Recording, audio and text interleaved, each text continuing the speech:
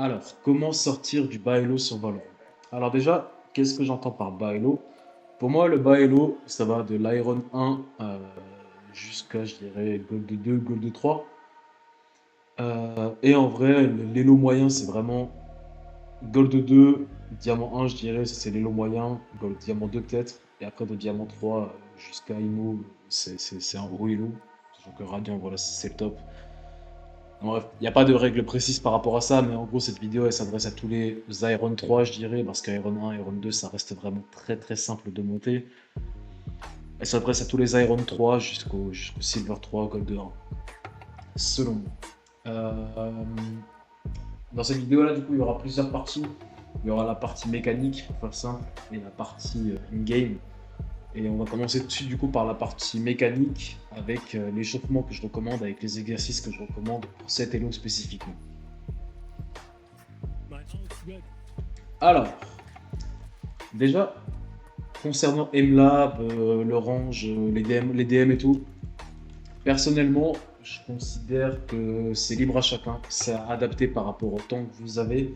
Je vais juste vous montrer pour l'instant les exercices que je considère comme étant les plus importants pour Valorant, à cet elo-là, pour vraiment comprendre un petit peu les mécaniques de base du jeu et améliorer son aim.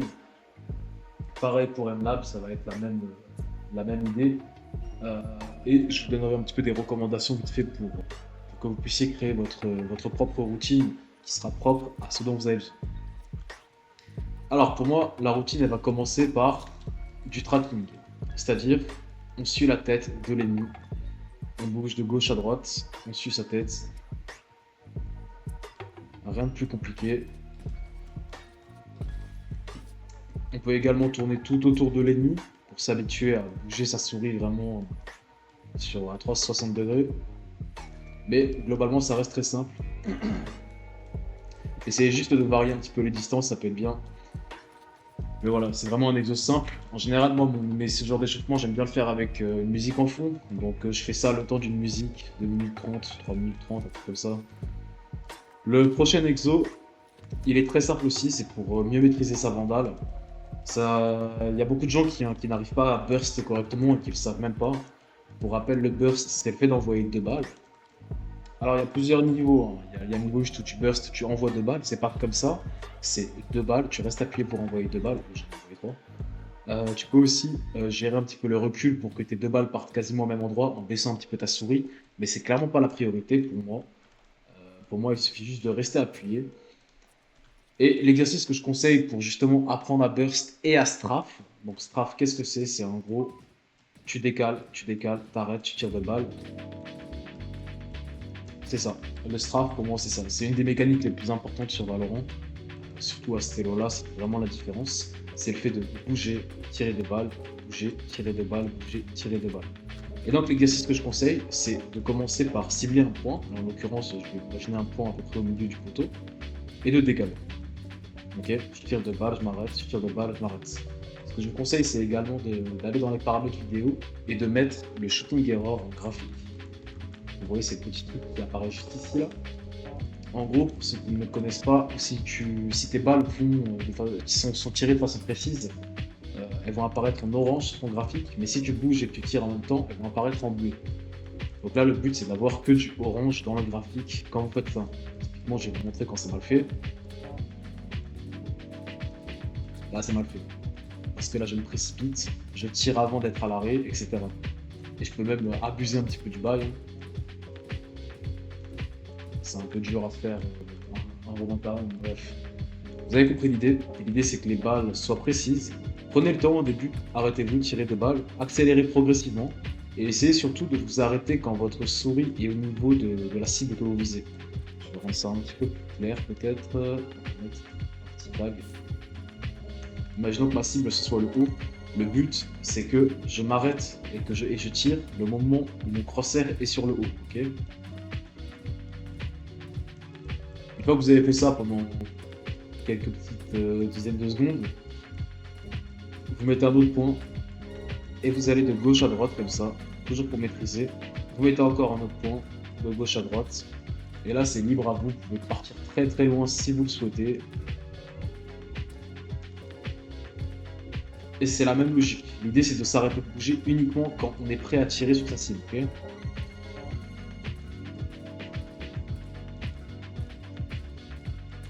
Essayez également de varier un petit peu les directions, de ne pas faire uniquement gauche-droite, gauche-droite. C'est bien aussi de pratiquer dans la même direction que de gauche, que de la droite. C'est très bien aussi. Ça, c'est le deuxième exercice qui a donc pour but de vous apprendre à mieux maîtriser votre arme. Ensuite, vous pouvez également vous entraîner à maîtriser un petit peu le spray pattern. Personnellement, je ne le fais pas du tout parce que j'estime que c'est beaucoup plus pertinent pour moi de m'entraîner uniquement à mettre des têtes qu'à m'entraîner à spray. C'est pas ce que j'ai envie de faire. C'est ma façon de jouer à moi et c'est vraiment purement personnel. Mais si vous le souhaitez, entraînez-vous à maîtriser votre spray sur toutes les armes. Pour ça, on va plutôt aller de ce côté-là. Et on va essayer de vraiment être toujours à peu près à la même hauteur avec le spray. J'aime bien m'arrêter le moment où l'arme commence à partir un peu de gauche à droite. Typiquement, là vous voyez, si je laisse le spray se faire, ce moment-là ici, elle commence à partir un peu de gauche à droite, j'essaie de m'arrêter à peu près ici. Quand je spray, c'est vraiment ma façon de faire à moi, encore une fois. Et ça, pour le coup, c'est chacun est libre de faire comme il le souhaite. Personnellement, je ne joue pas du tout avec le spray et j'essaie de minimiser au maximum. Ensuite, prochain exercice. C'est la continuité des deux premiers exercices, c'est-à-dire là l'objectif, ça va être de suivre l'ennemi et dès qu'on se sent à l'aise, de s'arrêter de tirer deux balles. Bon, là j'ai une. On suit, on s'arrête, on tire deux balles. Alors la seule particularité qu'il y a avec cet exercice, c'est en gros, si je m'arrête de bouger et que je ne bouge pas mon crosshair, enfin que je ne bouge pas ma souris va être décalée. Okay, elle va pas être tout à fait dessus. Donc en fait, le moment où on s'arrête, il y a un micro-ajustement à faire pour qu'on reste sur la tête de l'ennemi. Et ce micro-ajustement-là, il est important à travailler parce que, typiquement, quand il y a quelqu'un qui va vous piquer derrière un mur et qui sera accroupi, en fait, si votre crosshair n'est pas sur la tête d'un ennemi, au lieu d'essayer de flic et rester immobile, ce que vous devez essayer de faire, c'est tout simplement essayer de bouger et de vous ajuster en même temps que vous bougez. Le plus vite possible, bien sûr.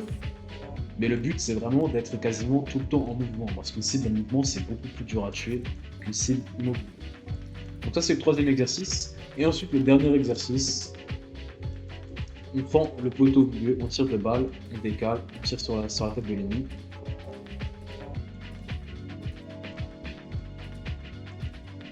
Et on recommence.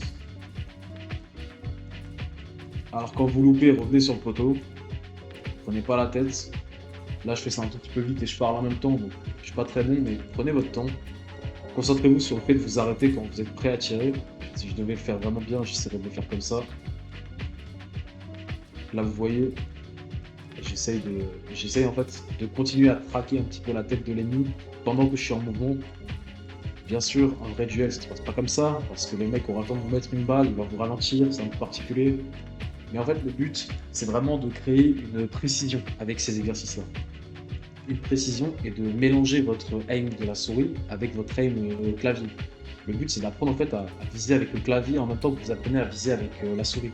C'est-à-dire que là, sans toucher à ma souris, je peux arriver sur sa tête. Et après, il y a juste un tout petit mouvement que je fais parce que je travaille pas beaucoup l'aim clavier, mais il y a un tout petit mouvement à faire. Et le but, c'est vraiment d'apprendre à bouger correctement et de créer des bonnes bases pour que quand vous arriverez à plus haut elo, c'est-à-dire la fin gold, platine, tout ça, vous ayez des bonnes bases pour continuer à vous améliorer et passer aux étapes suivantes qui sont principalement le dead zone, etc. C'est tous les exos que je vous recommande. Il y en a d'autres, bien sûr. Typiquement, là, il y en a un que j'ai en tête, c'est celui-ci. Le but, c'est de louper volontairement sa cible avec des strafes et après de le tuer. C'est bien, mais honnêtement, il y a beaucoup d'exos en fait qui sont pour des cas très spécifiques. Et ça, c'est à vous de faire vos recherches, à vous d'adapter par rapport à vos propres problèmes. Mais là, les exos que je vais donner, c'est vraiment les exos les plus importants selon moi pour maîtriser la base du jeu. Ensuite, tout ça, ça va venir se concrétiser en deathmatch. Mais avant ça, je vais juste faire un petit point sur MLab. Alors, concernant AimLab, Kovacs et tout ce qui est AimTrainer, déjà, la playlist que j'utilise en ce moment, c'est celle de A1D. Le code est juste là. Je suis sur Kovacs, je suis plus du tout sur AimLab. Je trouve mon bonheur avec les playlists Kovacs.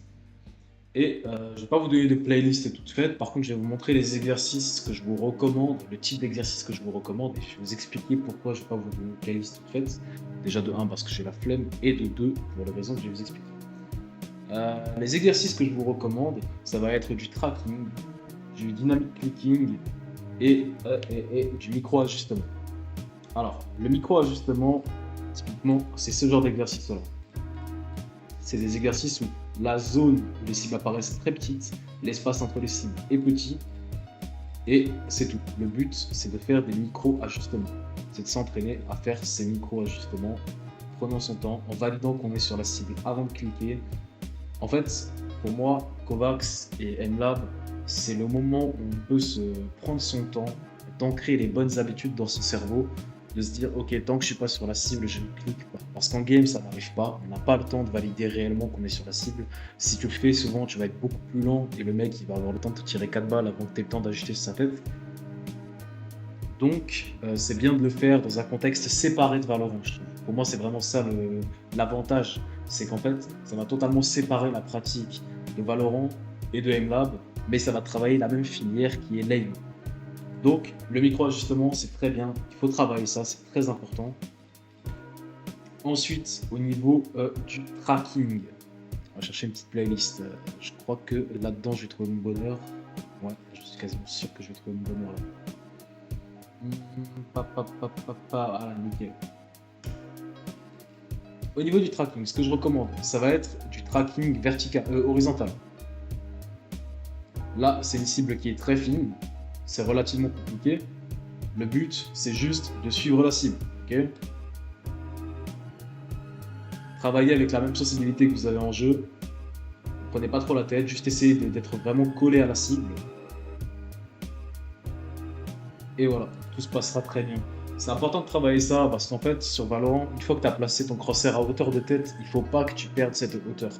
C'est-à-dire, tu as un mec qui est devant toi, il te pique mais tu n'arrives pas à le tuer, ok. Tu calibres ton crosshair à hauteur de sa tête et à partir de maintenant, tu restes à cette hauteur et tu ne bouges plus, ok. Et c'est important de pouvoir rester sur une ligne verticale, horizontale, de pouvoir bouger de façon horizontale en étant confiant.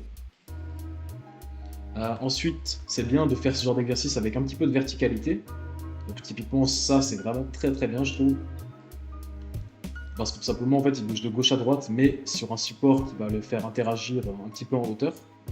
Donc en gros il y a un tout petit peu de diagonale mais ça va, ça reste plus ou moins horizontal. Et ensuite dernier type d'exo que je vous recommande, ça va être ce genre là. Vraiment du tracking avec une cible qui part un petit peu dans tous les sens. Mais la nuance c'est qu'elle ne part pas à 180 degrés, à 360 degrés. C'est vraiment, ça reste devant, c'est vraiment très bien. Typiquement, vous êtes derrière un mec, vous avez besoin de suivre sa tête pour être sûr de ne pas louper votre balle, il a un mouvement ou quoi, c'est parfait. Ça, plus vous aidez derrière avec le cross placement, c'est vraiment très très bien, c'est bénéfique dans tous les aspects de votre jeu, ce genre de tracking là. Donc les 3 exercices que je vous ai montrés, trouvez des variantes, des trucs qui correspondent à votre niveau, avec des cibles plus petites, plus grandes, qui vont plus vite, plus lentement, peu importe, allez-y progressivement, améliorez-vous, sentez que ça vous pousse un peu dans vos retranchements et que vous êtes en train de vous améliorer au fur et à mesure des jours en pratiquant vos exercices. Le but, c'est de ne pas rester dans sa zone de confort. Quand on reste dans sa zone de confort, c'est juste un échauffement. Là, quand je parle de ça, c'est pour vraiment vous améliorer, ok. Donc ça, c'est pour tout ce qui est tracking. Et ensuite, il y a aussi le dynamic clicking. Et le dynamic clicking, j'ai trouvé un petit truc sympa.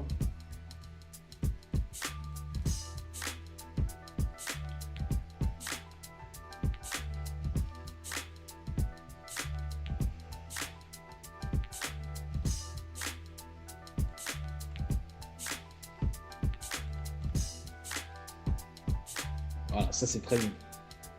Ça c'est une dynamic clicking. En gros, c'est des cibles qui bougent et tu dois les éliminer avec un seul coup. Et ça c'est vraiment très bien, ok. Tu prends le temps de valider que tu es sur ta cible, tu la suis un petit peu, après tu tires, ok. Et de toute façon, quand tu essayes, quand tu es sur des niveaux un petit peu plus durs et que tu essayes vraiment de taper des records, tu vas arrêter de penser à suivre l'ennemi, mais ça va devenir naturel en fait. Donc ça, c'est vraiment les 3 catégories que je vous conseille de charbonner le plus. Souvent, ce qu'il y a dans des playlists Valorant et CS aussi, ça va être des trucs comme ça, par exemple, un 6-shot assez basique. Celui-là, il est vraiment très petit, j'en prends un autre. Ouais, bon, celui-là, ça va. En fait, le problème que j'ai avec ça, c'est que, objectivement, c'est pas ce qui m'a apporté le plus de résultats à Baelo. Pour moi, ce qui m'a apporté le plus de résultats, c'était vraiment le fait de travailler mon tracking, de travailler mon dynamic clicking et mes micro-ajustements. Et tout ça, bah, je peux vous l'expliquer très bien en game. Donc, pourquoi je trouve que c'est beaucoup plus important que tout simplement de faire du static clicking avec des petits flicks et tout. En fait, objectivement, un flick, c'est quoi? Là, tu as deux options. Soit tu fliques et tu arrives immédiatement sur la cible, ce qui est parfait. Soit tu fliques et tu n'arrives pas immédiatement sur la cible. Et donc là, tu te retrouves avec un micro-ajustement. Ok, micro-ajustement, vous avez déjà ce qu'il faut pour travailler. Très bien. Ensuite, c'est peu probable que ta cible elle reste immobile. Passé à un certain niveau, les gens bougent beaucoup, même quand tu les regardes pas. Donc en fait, c'est pas forcément ultra pertinent de travailler sur des cibles immobiles. Ensuite, on se dit ouais, mais s'il y a un mec ici et que mon crosshair il est là, il faut que je flippe vite sa tête. C'est vrai, mais à un moment quand tu travailles ton tracking, t'inquiète pas que tu arriveras à avoir la même trajectoire, juste en accélérant un petit peu. Et en fait, ça change quasiment rien. Dans le sens où dans tous les cas, si ta cible elle est là et ton autre elle est là, tu vas être obligé d'aller de cette direction à cette direction et tu vas quasiment jamais arriver sur ce point-là en un seul coup. Donc en fait, le but, c'est juste d'être réactif sur ta capacité à ajuster une fois que tu as loupé ton premier flic, ok? Et ça, tu le travailles aussi avec ton tracking en fait. Tu le travailles aussi avec ton tracking et tu le travailles tout le temps en jeu. Donc concentrez-vous sur ce qui va avoir un vrai impact dans votre gameplay, c'est-à-dire le tracking, les micro-ajustements et le dynamic clicking. C'est vraiment les plus grosses catégories qui m'ont impacté personnellement. C'est probablement pas le cas pour tout le monde, mais je sais que pour minimiser les heures de pratique, c'est vraiment le plus impactant. Et moi, j'ai eu beaucoup de temps pour jouer ces derniers mois, mais c'est pas le cas de tout le monde en fait. Donc, concentrez-vous sur l'essentiel. C'est vraiment ça sur lequel vous devez vous concentrer. C'est le plus important. Alors, concernant les deathmatchs, les armes que je vous recommande d'utiliser, ça va être le shérif, la guardian et la vandale. Et je vais vous expliquer pourquoi. Alors déjà, le shérif, pour moi, c'est vraiment une arme intéressante qui va vous permettre de travailler plusieurs aspects. Vos mouvements et surtout le first bullet accuracy, c'est-à-dire votre précision au premier tir.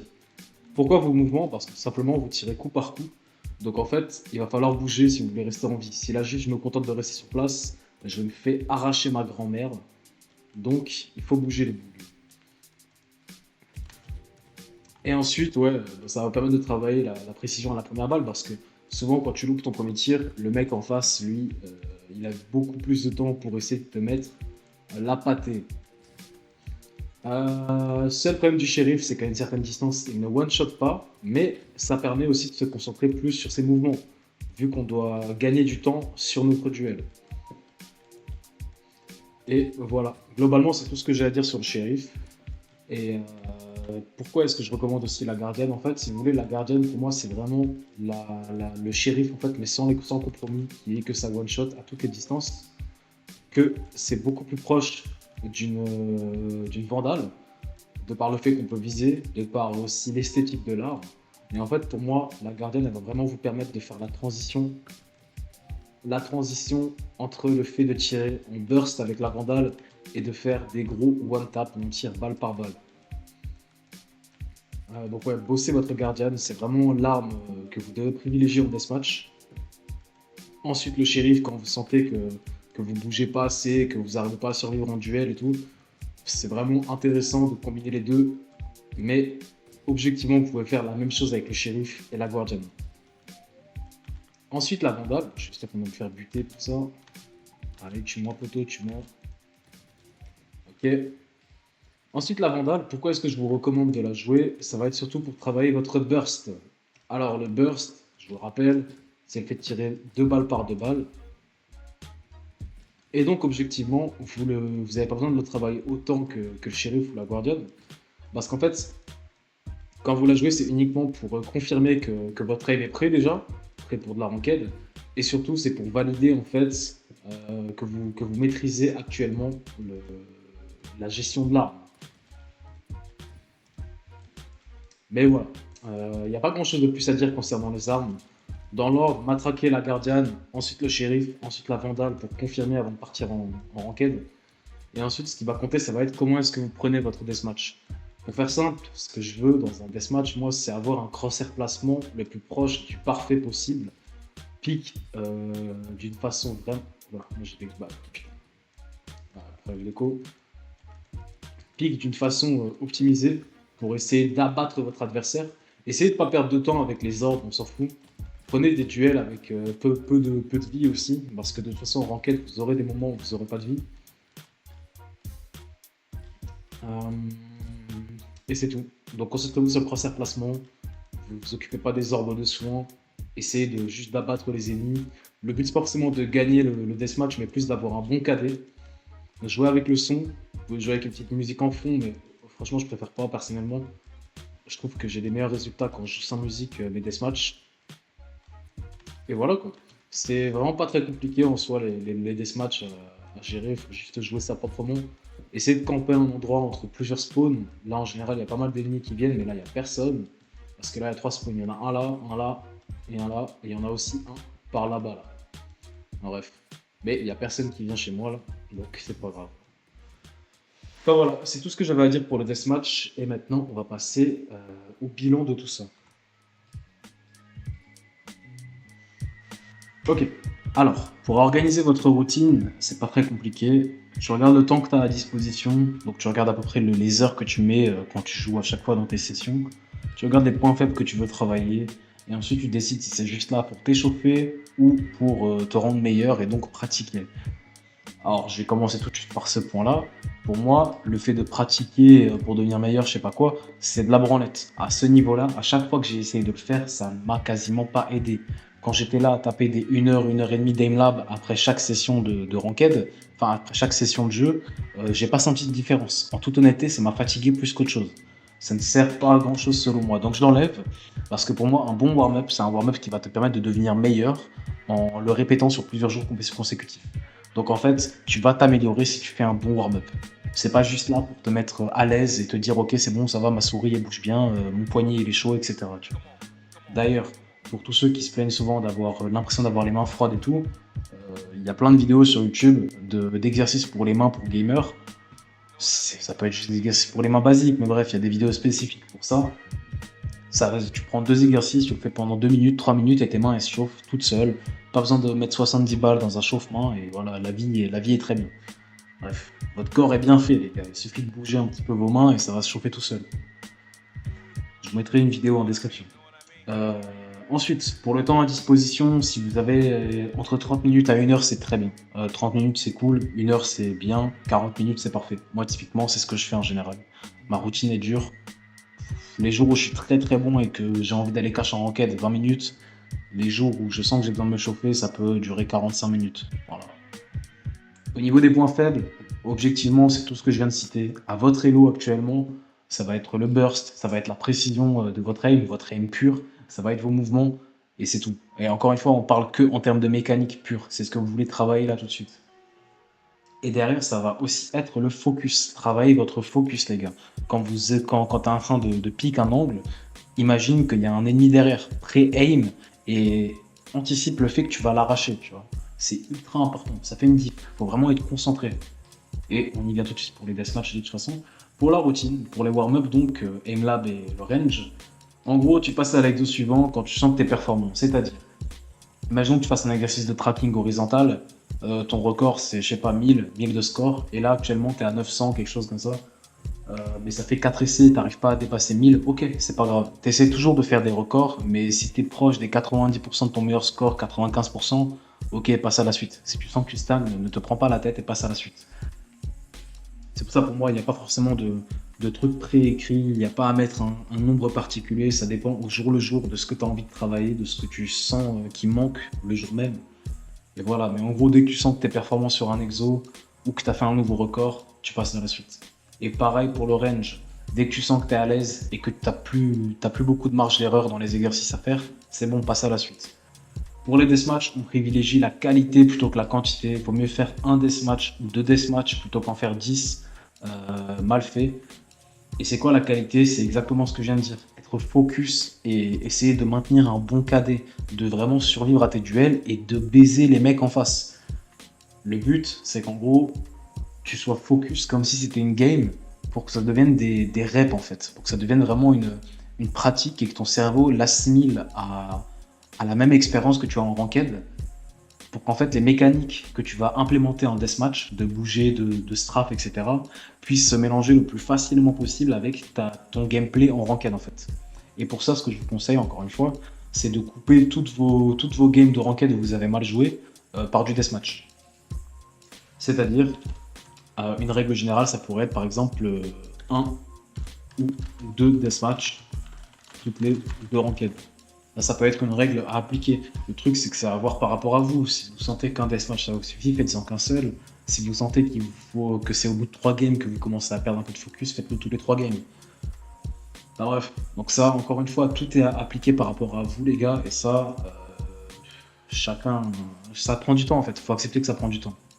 Chacun est différent. Enfin, bref, la vidéo est déjà bien assez longue, donc pour la seconde partie in-game qui parlera donc de la mentalité à avoir en jeu, de la communication, de connaître ses agents, etc. Et de comment est censée se dérouler la partie. Pour tout ça, je vais en faire une deuxième partie. La vidéo est déjà trop longue et j'ai pas envie de faire une vidéo de 30 minutes, 40 minutes. Et voilà, donc pour l'instant, dites-moi ce que vous en avez pensé. Si vous avez des points que vous souhaitez que j'approfondisse, des trucs que vous n'avez pas compris, je suis ouvert aux critiques de toute façon et j'espère que ça vous a plu, les gars.